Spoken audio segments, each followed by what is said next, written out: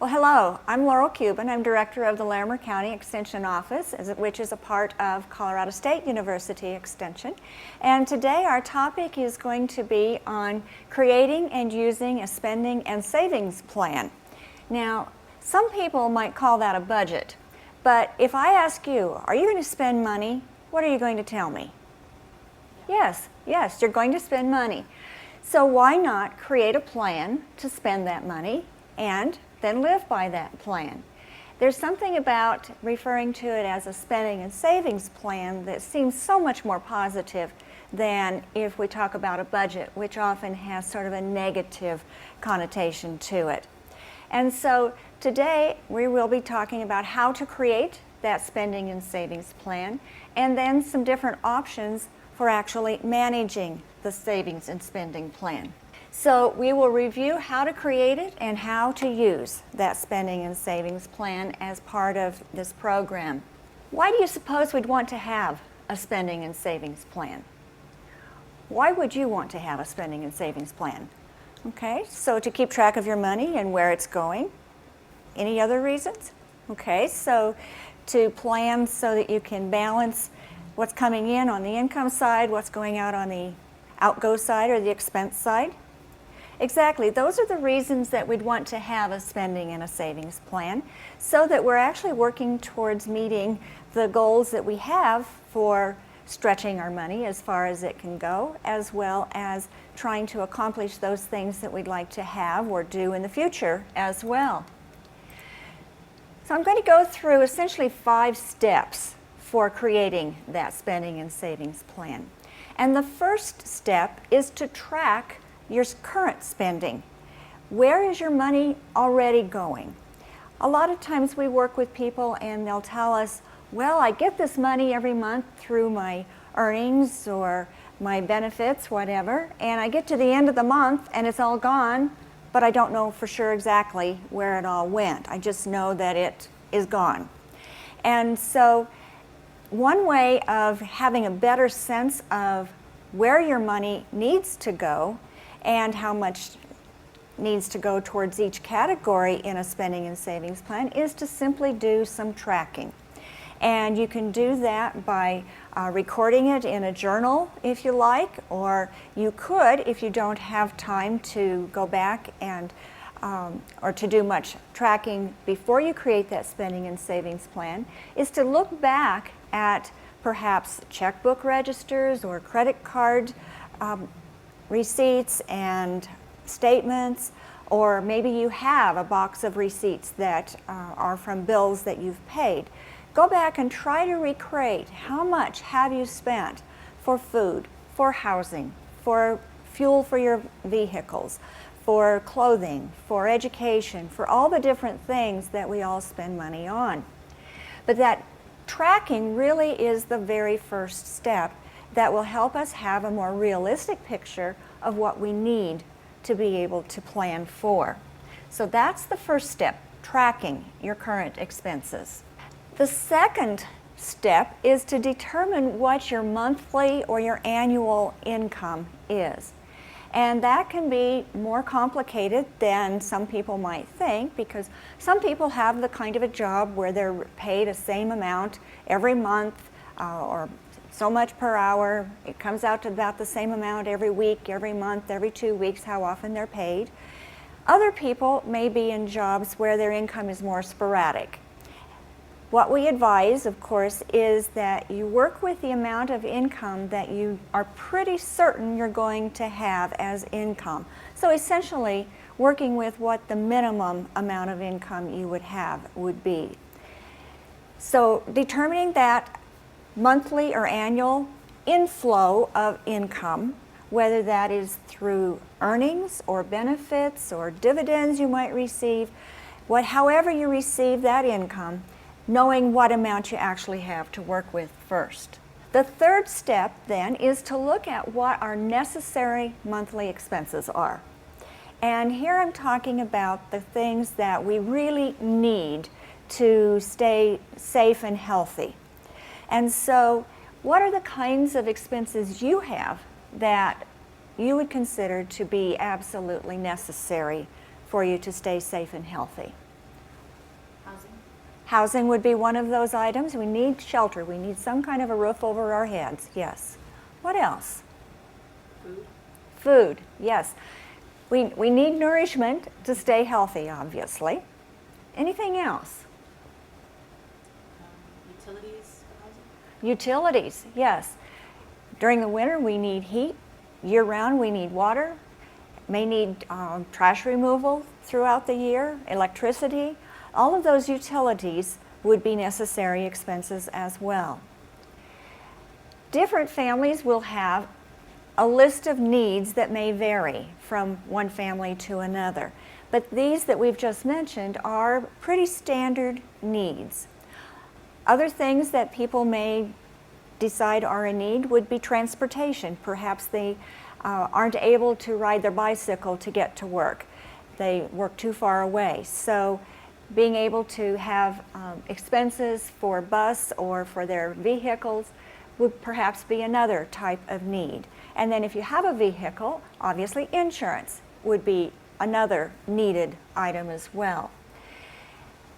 I'd like to suggest that we also consider savings as one of those needed expenses, that we need to plan for savings and to put this as a high priority item. Here we call it pay yourself first. And that simply means don't wait till the end of the month to see how much money's left in your spending to put that amount of money into a savings account. Instead, determine ahead of time how much you can afford to put into savings and do it at the beginning of the month. That's what pay yourself first really means, is prioritizing putting that money aside into savings at the beginning of the month and living on the remainder. That's how people build an emergency fund. That's how people build wealth, frankly, is prioritizing putting that money aside early in the month and then living on the remainder of what they have available to them.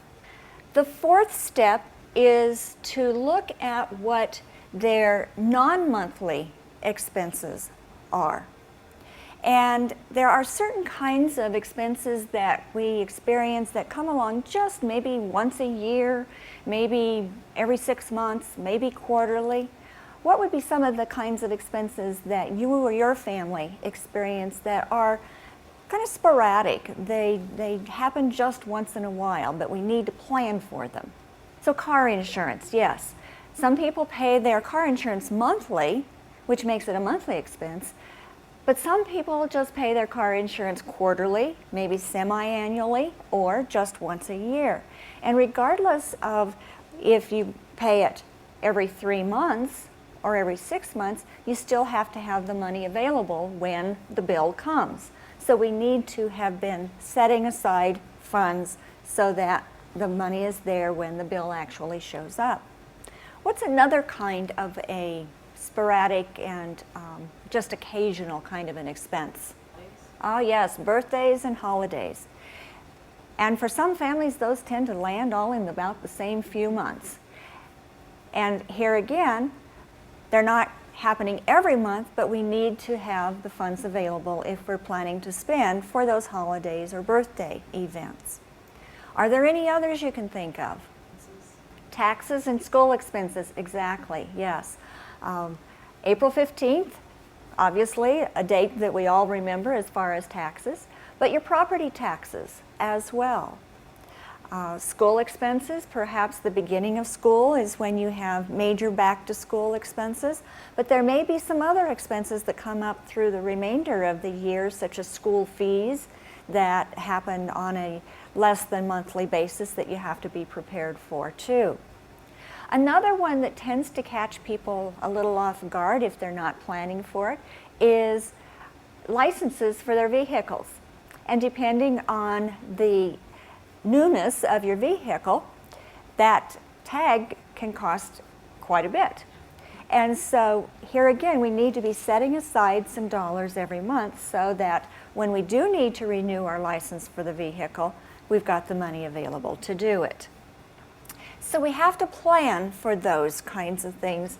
And one of the things that I do is to get a calendar of the year and map out what are the kinds of expenses I'm going to have coming up each month that I know are things I need to plan in advance for.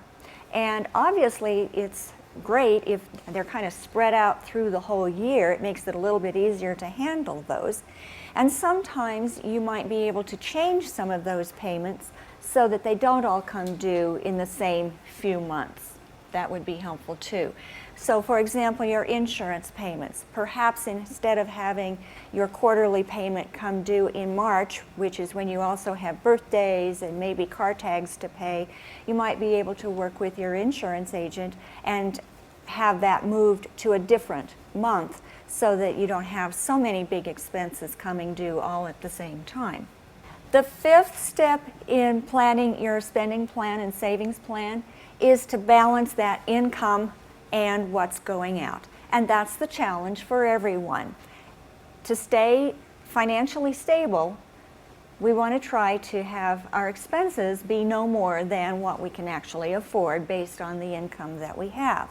And so that's why we focus on knowing what our income is first. And then, I haven't even mentioned it here, but there are some other expenses besides those that are absolutely necessary for our health and safety. And those would be those flexible expenses that we'll talk about as well.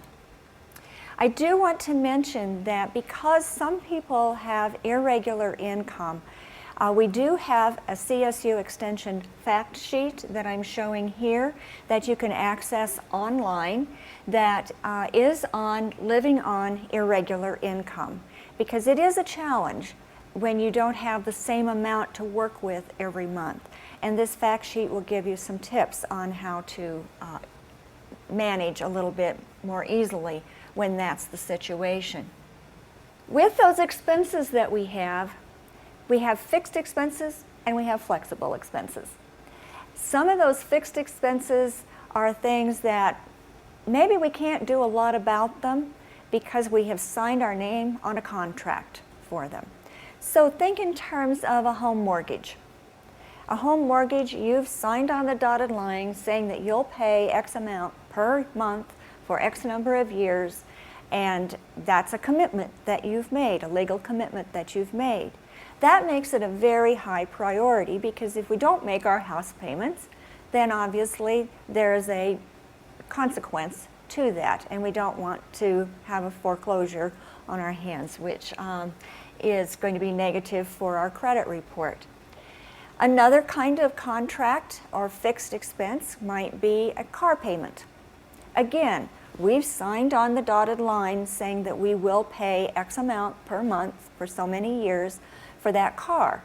And if that doesn't happen, then they could repossess the car, and that could affect our ability to get to work. So those two expenses are examples of fixed expenses that we've made a major commitment to, and I would suggest are very high priority types of expenses for us.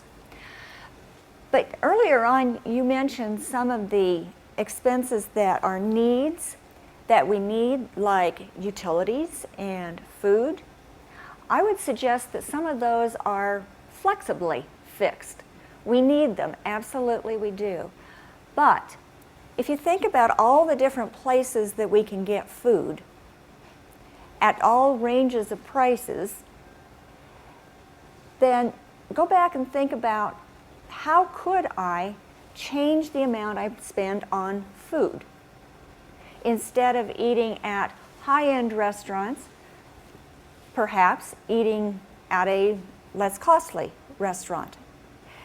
Instead of buying the name brand products in the grocery stores, perhaps buying more of the store product. Using unit pricing labels that are at the grocery stores is a great way to help you make decisions about products to purchase that might be equivalent quality but less costly.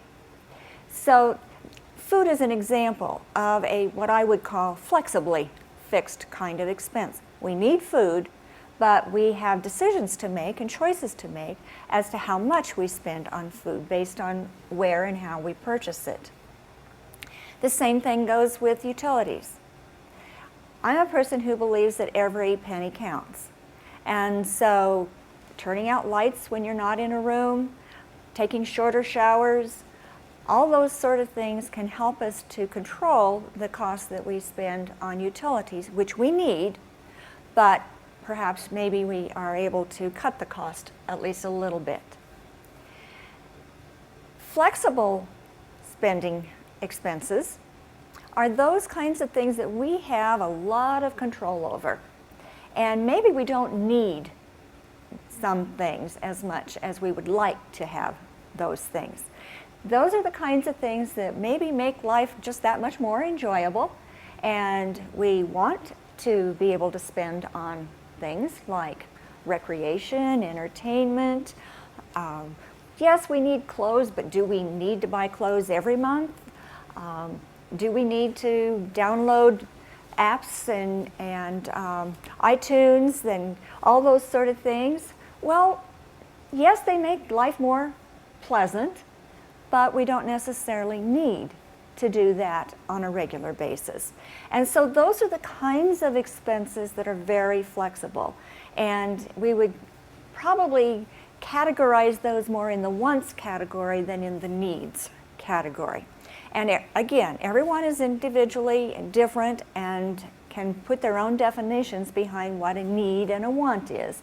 But when we're trying to create a spending plan and a savings plan, these are important things for us to consider as to how much we spend on those things that are needed and fixed expenses, and how much we spend on those things that are flexible and maybe fall more into the want and I really would like to have it category.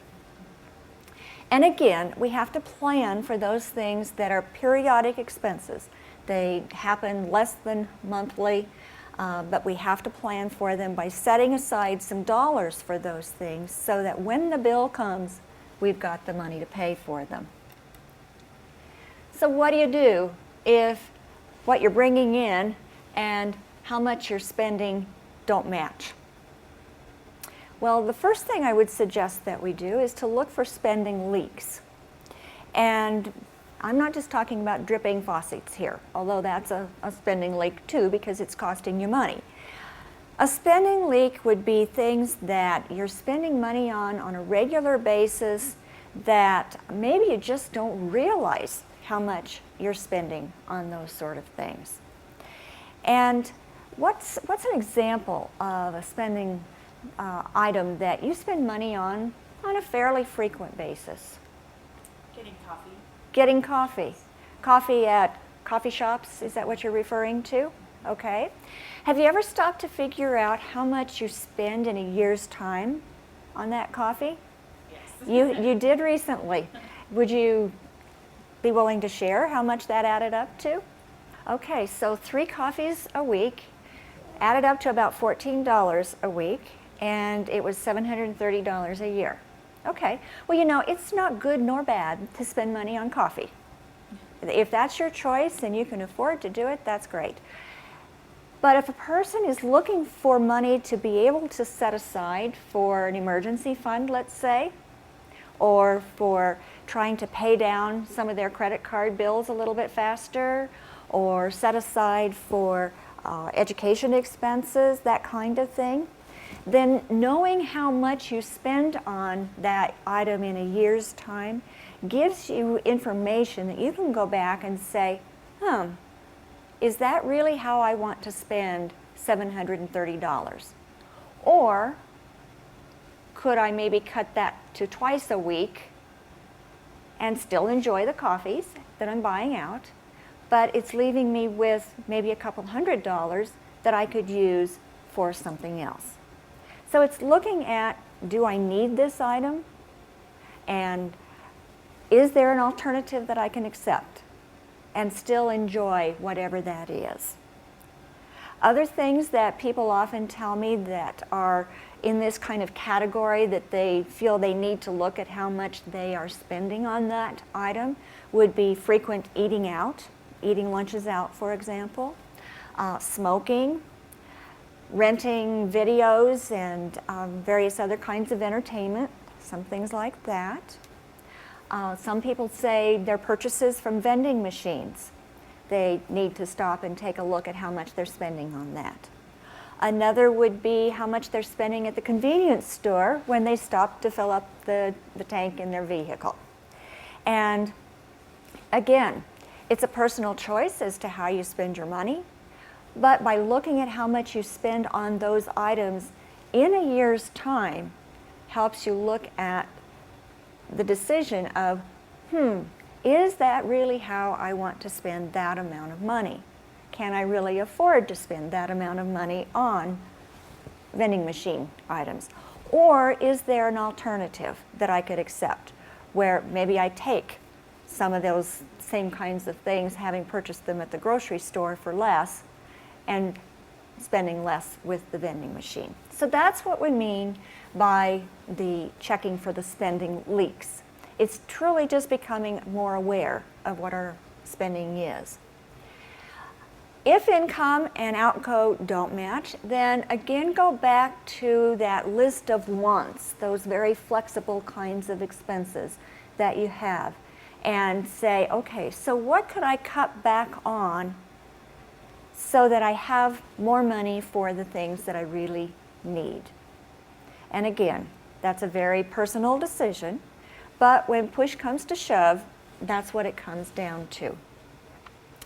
Another question to ask is, are there any of those fixed expenses that I could change?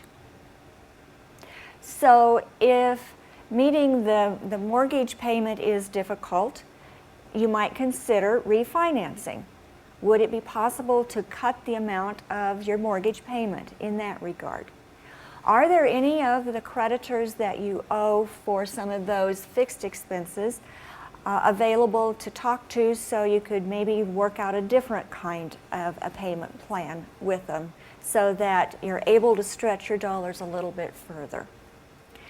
And then again, look at your flexible expenses. Could you do more carpooling? Could you walk or ride your bike? Could you eat out a little bit less? Monitor your utility use.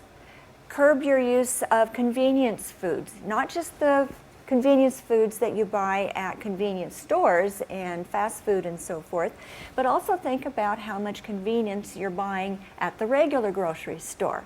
Because every time you buy any kind of convenience, you're paying a little bit extra. And still you have to balance, how much time you have and energy you have with the money you have available too.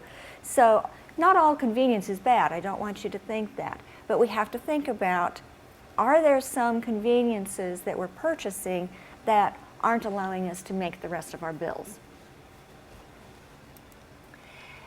So once you've created a spending and savings plan, we need to manage it. Doesn't do any good to have one if we don't manage it. And so what I'd like to look at are ways of recording those expenses as they occur, because you've created a plan. You know you're going to spend money. You're spending it just like you planned to, but it's a good idea to record those expenses as you go along. And then if you have credit card statements and bank statements that come into your house, be sure to open them up and reconcile those bank statements to make sure that you and the bank are on the same page with the amount that you think you have in the bank. And if you don't get paper copies of those statements, be sure to go online and double check to make sure that you and the bank are agreeing. It's really important to open those credit card statements as well, because opening them and looking at the statement allows you to see if there's any fraudulent activity that might be happening. Are you the one that's made all of those purchases, or is there something fishy going on? And you'd be able to at least get the first inkling of that by reviewing those account statements. Remember that the spending and savings plan is not chiseled into stone.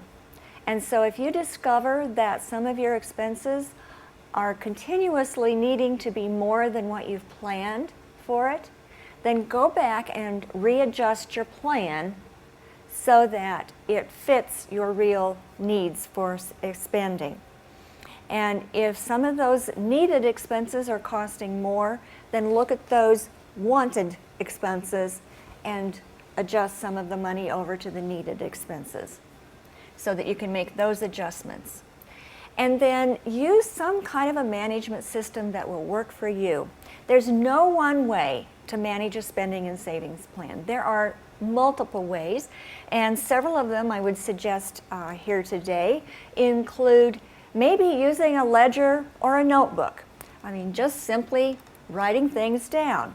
And here I have an example of what that might look like. And you can see that this family has figured out by tracking their expenses how much they need to spend on an average monthly basis by taking a look at what they spend in a year's time, dividing that by 12 so they know how much per month. And you can see that in November they plan to put $25 into their savings account. They plan for $1,100 for their housing expenses. Their food, their plan is to spend $325. Medical expenses, they plan $80. Child care, $225. Their car expenses, $160. Clothes, $45. And fun, $50. That's the plan. And as you can see, that's the plan for November. It's the same plan for December. It's the same plan for January, because they've taken the big picture of the whole year and know what they need to spend on those kinds of categories.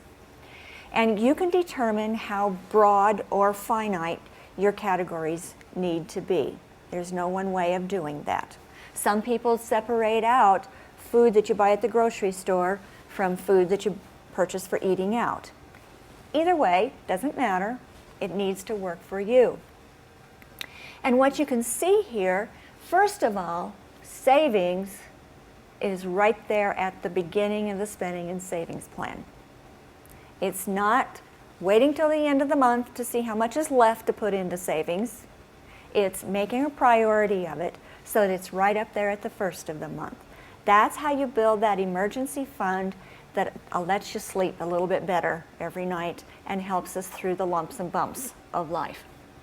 So as you can see, as they used their money throughout the month, they just recorded and subtracted, so they always knew how much was left in that category to make sure that they were spending just like they planned to spend. And in some cases, there were a few dollars left over in those categories. And when that's the case, what they have done is to add that amount that was left over the month before to the amount that they plan to spend the next month. And it's important to remember that because, remember, we're taking the big picture here. We're looking at the big view. And in the case of clothes, for example, in this example, in November, they planned to spend $45, but they only spent $32. That means they had $13 still in that category. Come December, they added that $13 to the $45 they planned to spend that month.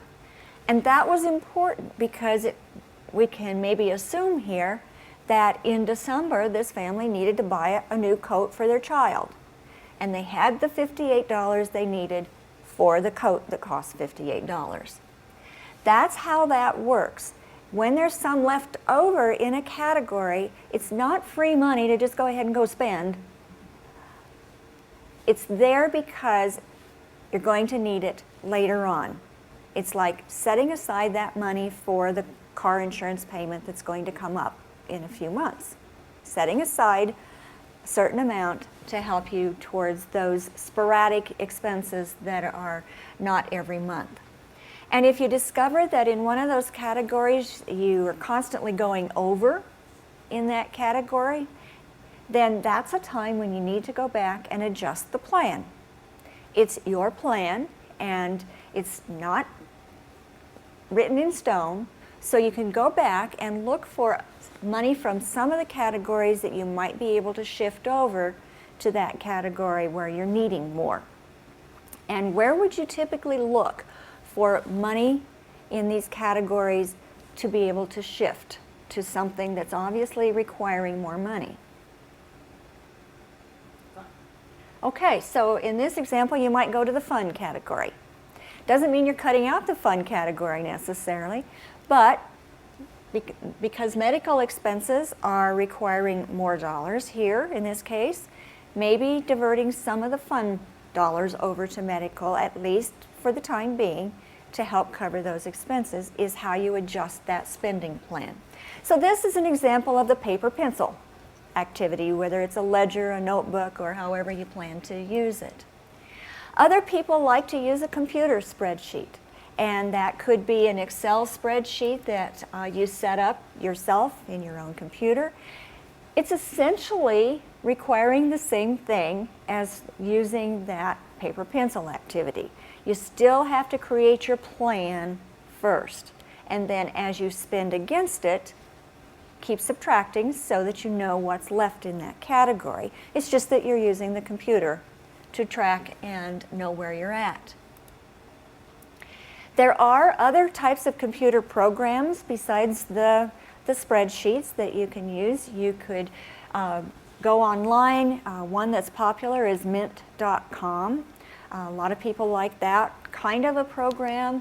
Quicken is some software, MS Money. There are any number of programs that a person could access either online or at an office supply store or other places. I don't recommend any one over another. You just need to perhaps play with some of them to see what's going to work for you. And with these, you're often able to connect them directly to your bank accounts and investment accounts so that you're really combining all of your information in one location. This is just a picture from the internet of the mint.com, which is a way of managing your money and gives you charts and all that sort of thing. But again, it's only one, and it's just an option for you. Another option that many people are moving to is a smartphone app. If you've got a smartphone, there are any number of apps that you can download to help you manage your money. Again, it's a matter of putting in what your plan is and then recording against it. But it's always with you. And you can tie them together again with some of your accounts with banks and investments. Partners and spouses can often link together through one app so that there's no surprises about who's spending how much money and all that sort of thing, or where the money's going. But there are a lot of smartphone apps available for you to check out. Another management system that maybe you've not thought about is using your checkbook register. If you pay by check, or even if you don't pay by check, it's a system you can use, and essentially what you do is you take your checkbook register, and it's okay to write more lines in the checkbook register and make categories according to what your spending plan is. And then as you spend using your checks, then of course you want to write down what you've spent, the check number and so forth. But it's a way of having something small and simple with you that you can record and know what your plan is as well as where you stand with your plan. Notice in this example on the screen that over on the right-hand side, you keep the balance column there because you always need to know how much is in that bank account or that credit union account. So it's just another way of doing sort of a paper pencil activity, but having it easy and with you most of the time. Another type of system that some people find useful is to use a planning calendar. And with a planning calendar, what people will often do is take that calendar and write on it, when the bills are due, when they pay them, how much they paid, and it's their record of and also how much they're getting in income as well. It's a way of keeping a record of income and expenses. It's still valuable then to take a separate page and add up, okay, so how much of it is for groceries, how much of it is for fuel, how much of it is for clothing, and so forth. But some people like the calendar method as well. Another method is to use what's called the envelope method. And this is where you take some envelopes, and it really works best for those more flexible kinds of expenses where you're making frequent purchases, like food, for example, or your fun category, entertainment, whatever you want to call it, or perhaps a clothing envelope. You identify for yourself what kind of envelope you want to use, but it's a cash method of paying for some of these things is really what it is. And so people will take the amount that they have planned to spend on, say, clothes, and actually put cash in the envelope, and then as they are buying clothes, they buy it out of the clothing envelope. What would be an upside or a benefit to using this kind of a method? Would you always know how much was left? Yeah. You'd look in the envelope and say, okay, I've only got $5 left. I guess that means I can't buy the $8 pair of earrings. So you always know how much is in the envelope and how much it's very visual. You can see how much is there. What would be some downsides to using an envelope method? Yes, it could get lost or stolen. And we have had people in our classes who have said, I lost my food money. Somebody got into my envelope and stole money out of it. And so there are risks that come along with the envelope method. And I'd suggest that if you choose to use the envelope method, that maybe especially things like those more necessary kinds of expenses like food, don't carry the whole month's worth of cash with you all at one time. Maybe only put 1 week's worth of funding in it and carry that with you to the store, so that when you get to the 4th week of the month, you've still got some cash to use when you go shopping for your food. And you haven't exposed that to loss or theft to the extent that you would where if you carried all of the money with you. Again, you can put the allotment in the envelope. You might also want to use the outside of the envelope to write down how much you've spent every time you've spent some. And it is most appropriate, I think, for those flexible expenses. It seems a little bit silly to me to have an envelope for the rent when it's a one-time payment.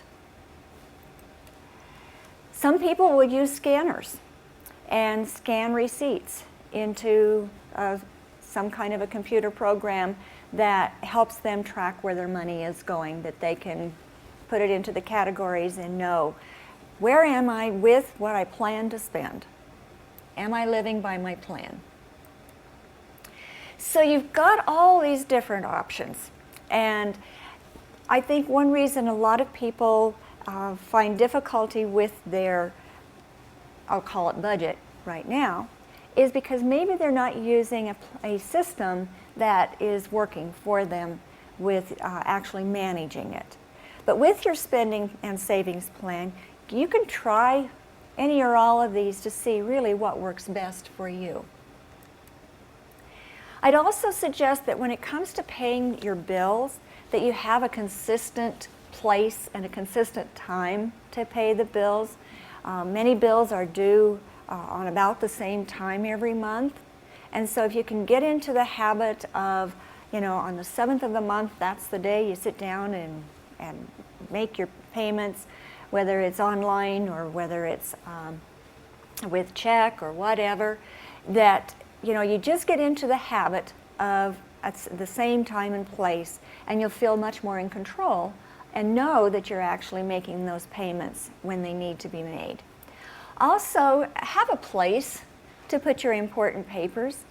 Your finances and your financial records are important to your life, and if you need to go back and resurrect how much you've paid, when you paid something, and perhaps some investment papers and all those sort of things, yes, you can take a shoe box or some kind of a box and just throw everything in it and then paw through it later on as you're looking for something.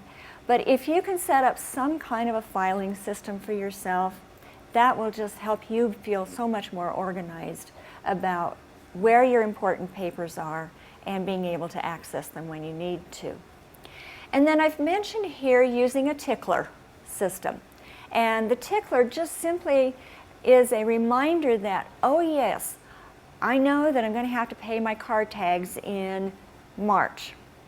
So am I setting aside money every month so that when I am going to get that bill reminding me that this is the month I need to pay my car tags, then I have the money. So ticklers might be writing things on the calendar to remind yourself about, okay, this is going to be due on a certain day or a certain month. That's what I mean by using the Tickler system. So in summary, I'd just like to suggest to you that you create a realistic plan for your spending and your savings. And savings, again, being that very important part where you pay yourself first. Don't wait till the end of the month to see how much is left to put into savings. Even if it's only 5, 10, 20, 50, whatever you can afford, to put into savings first and then live off the rest. Because building that emergency fund, which ideally is 3 to 6 months worth of expenses, takes a while to build up that amount of money. Even if you could only build up $1,000, it could help you sleep better at night and be able to meet some of those little emergencies that come along in life, as they tend to happen. The other thing is to think about what constitutes an emergency that would require you to take money out of your emergency fund. A sale at the sporting goods store, I don't know. Is that really an emergency? You have to answer that for yourself. But there are other things that might be more dire kinds of emergencies that we want to be able to use that emergency fund for. Medical illnesses, losses of job, the furnace goes out in the middle of winter, all those sort of things that that emergency fund really should be intended to use for it. Then also use some kind of a system that works for you. All of us are different, and some of us like paper pencil, some of us like computers, some of us like web-based things. Doesn't matter, it just needs to work for you. And if you're using one that just doesn't seem to work for you, try a different one. Bottom line, using a spending and savings plan really gives us more control over our finances. And as you said, it helps you meet your goals for the future, to know that you're being more stable with your finances by not going over in your expenses. And if you're using credit cards, credit is neither good nor bad. It's just a tool that we can use. But try to not charge more in a month than you can pay off in full at the end of the month. It fits in with your spending and savings plan as well. But that will help keep you from getting more debt that is not going to move you forward, especially that consumer debt on credit cards. Don't have any today. Well, I'll tell you, if you have questions or if you would like to contact us at the Larimer County CSU Extension Office, you're most welcome to do so through Extension as well as through our Make Change NoCo Financial Literacy Initiative here in Northern Colorado. We do offer quite a large number of classes, and some of those are at our libraries and at other locations. They're going on every month, and we would invite you to check out the Larimer County website or contact me directly, and I'll let you know how to find out what those classes are. We also have programs where we work with people that come through classes and occasionally can offer one-on-one sessions with people just to help review spending plans, to see if there are things that maybe could be helpful to manage your spending plan a little bit better. So give us a call contact us at the Larimer County CSU Extension Office, and just know that we are a resource in financial education. Thank you.